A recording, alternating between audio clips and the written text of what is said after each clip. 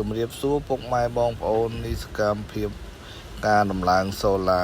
ពីវិឡាជាប់គ្នានៅបរិយាពេញហួតបឹងស្នោគម្រោង3នេះសកម្មភាពក្រុមការងារខាងតិចស្រុនញ៉ាខន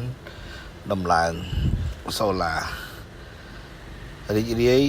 ជួយដោះស្រាយបញ្ហាទីខ្ពស់ដែល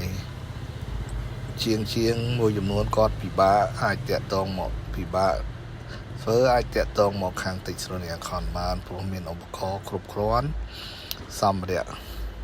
ជាពិសេសសម្រូបខ្សែពួរនិងឡើងតាមខ្សែពួរអតិជនចាប់អារម្មណ៍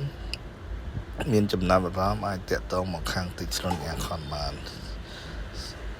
ហើយកុំភ្លេចតាមដានវីដេអូពីដើមដល់ចប់នឹងមានបន្តទៀតសូមអរគុណជម្រាបលា